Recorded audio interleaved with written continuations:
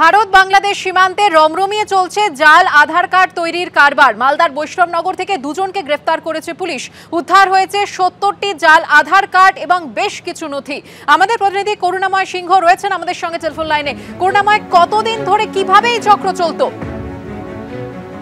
দেখো, মালদার বৈষ্ণবনগর থানা এলাকার ঘটনা। গোপন সূত্রে খবর পেয়ে পুলিশ একটি ক্যাফেতে হানা দেয় এবং সেখান থেকে বেশ কিছু জাল আধার কার্ড উদ্ধার হয় এবং নথি উদ্ধার হয়। আধার কার্ড তৈরিতে যে সমস্ত নথি ব্যবহার করা হয় সেই সমস্ত নথি উদ্ধার করে পুলিশ। এই ঘটনায় দোকান মালিক এবং কর্মচারী দুজনকেই গ্রেপ্তার করা হয়েছে। দুজনেই স্থানীয় বাসিন্দা, ওই এলাকারই বাসিন্দা। এবং ভারত বাংলাদেশ সীমান্ত যেহেতু এলাকা, সেই কারণে কোনো অনুপ্রবেশকারীর আধার কার্ড তৈরি করা হচ্ছিল কিনা সেই বিষয়টি পুলিশ খতিয়ে দেখছে। কতদিন ধরে এই জাল আধার কার্ড তৈরি করা হচ্ছিল সেই বিষয়টা পুলিশ খতিয়ে দেখছে। পুলিশ সূত্রে যেটা জানা যাচ্ছে যে আসামের একজনের ব্যক্তির যার আধার লগ ইন পাসওয়ার্ড, সেই পাসওয়ার্ড কোনোভাবে হ্যাক করে বা জেনে নিয়ে এই যে চক্র, সেই চক্র চালাচ্ছিল এবং এই চক্রের সাথে আর কারা জড়িত রয়েছে পুরো বিষয়টাই খতিয়ে দেখছেন পুলিশের আধিকারিকেরা। সুকর্ণা, ধন্যবাদ করুণাময়।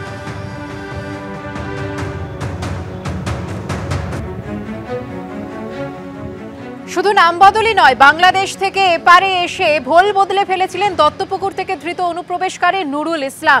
যেমনটা প্রতিবেশীরা বলছেন, প্রথমে চুল দাড়ি কেটে ফেলেন তিনি, তারপর মাথার চুল কেটে তিনি ন্যাড়া হয়ে যান।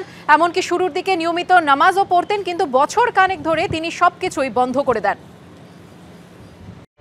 নুরুল ইসলাম থেকে নারায়ণ অধিকারী ওপার থেকে এপারে এসে শুধু নাম বদল নয়, একেবারে ভোল বদলে ফেলেছিল দত্তপুকুর থেকে ধৃত বাংলাদেশের অনুপ্রবেশকারী।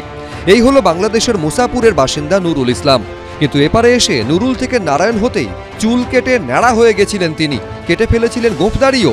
প্রতিবেশীরা বলছেন, প্রথম দিকে মাথায় টুপি পরতেন নুরুল ইসলাম, নিয়মিত নামাজও পড়তেন, কিন্তু বছর খানেক আগে সেসব বন্ধ করে দেন। নুরু প্রথম যখন আসে ও খুব একটু পাঞ্জাবি টুপি মাথায় টাতায় দিয়ে খুব ঘুরতো, নামাজ কালাম পড়তো। তারপরে এই 1 বছর মতো হচ্ছে ও কোনো নামাজ কালাম পড়ে না। দেখছি দুজন মিলে ভাইয়ের মতন যেখানে যেত। হিন্দু হয়ে গেল, নারায়ণ হয়ে গেল। হ্যাঁ, নারায়ণ অধিকারী হয়ে গেল। তারপরে শুনলাম নারায়ণ অধিকারী হয়েছে, আমরা এই 1 বছর মতন জানছি যে নারায়ণ ও নুরুল ইসলাম নুরু নুরু করে। তারপরে এখন শুনছি যে নারায়ণ অধিকারী।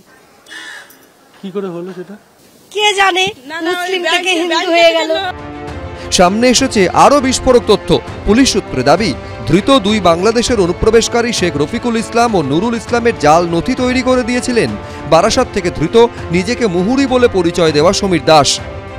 নুরুল থেকে নারায়ণ হয়েছে অনেক আছে, স্বয়ং নারায়ণও উপরে চমকে চমকে উঠছে যে কি খেলা নিচে চলছে। মমতা ব্যানার্জি সব পাল্টে দিচ্ছে, একরকম লিখে পাঠালাম, নিচে গিয়ে আরেক রকম হয়ে গেল। সীমান্তটা কেন্দ্রের দেখার কথা, সেখান থেকে কবে কে ঢুকে বসে আছে আর এই প্রবল জনবহুল এলাকায়, তো সেখান থেকে পুলিশ যখনই কোনো খোঁজ খবর পাচ্ছে পুলিশ নিশ্চিত ব্যবস্থা নিচ্ছে। কিন্তু যেখানটায় দাঁড়িয়ে central IB, central government, BSF, তারা কেউ ঠেকাতে পারছে না, ত্রিপুরা পাচ্ছে না, অসম পাচ্ছে না, কেন্দ্রের ফেলিওর, তো সেখানে এই কথাগুলোর কোনো অর্থ হয়? পুলিশ সূত্রে খবর, তদন্তে নেমে এখনো পর্যন্ত একাধিক আসল অথচ ভুয়ো ব্যক্তি বা অনুপ্রবেশকারীদের ভোটার কার্ড উদ্ধার হয়েছে। ভোটার তালিকার সঙ্গে খতিয়ে দেখার জন্য সেই তথ্য জেলা শাসকের দপ্তরে পাঠিয়ে দেওয়া হয়েছে। এই ধরনের ভোটার কার্ড ব্যবহার করে কোনো পাসপোর্ট তৈরি হয়েছে কিনা দেখতে কপি পাঠানো হয়েছে পাসপোর্ট অফিসেও। সমীরণ পাল, দীপক ঘোষ, উজ্জ্বল মুখোপাধ্যায়, এবিপি আনন্দ, উত্তর 24 পরগনা। কোচবিহারের মাথাভাঙায় ভারত বাংলাদেশ সীমান্তে উত্তেজনা। রবিবার রাতে প্রথমে কাঁটাতার কেটে গরু পাচারের চেষ্টা করে চোরাচালানকারীরা। বাধা দিলে বিএসএফ এর ওপর আক্রমণ চালানো হয়। বিএসএফ সূত্রে দাবি, বাধ্য হয়ে গুলি চালিয়েছে বিএসএফ। একজন চোরাচালানকারীর পায়ে গুলি লাগে।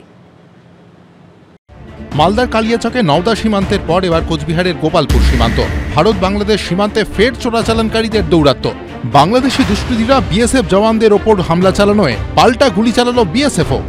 শুনছি বলে 10 জনকেই পার হয়েছিল, বাকিগুলোকে তো আর করে নেই, একজনকে গুলি লাগছে। বিএসএফ সূত্রে খবর, রবিবার রাতে সীমান্তে কাঁটাতার কেটে সেখান দিয়ে গরু পাচারের চেষ্টা করছিল চোরাচালানকারীরা। খবর পেয়ে বাধা দেন বিএসএফ জওয়ানরা। অভিযোগ, তখন বিএসএফ এর ওপর ইট ছুটতে শুরু করে দেয় দুষ্কৃতীরা।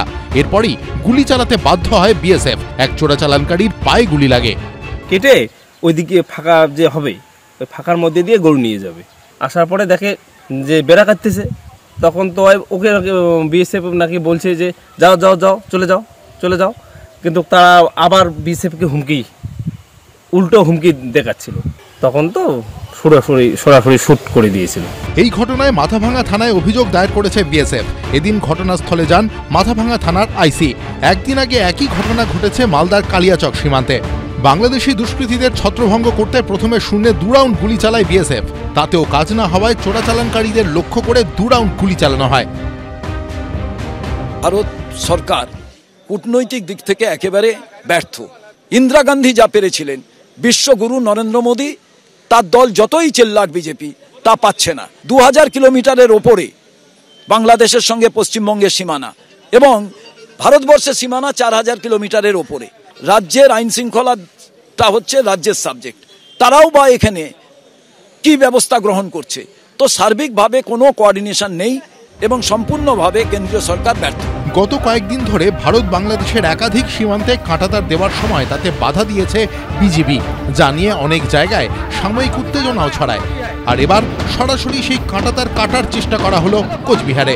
এগুলো একটু ওরা চুলকাচ্ছে, কিন্তু ভারত যখন হিট করবে তখন বুঝতে পারবে।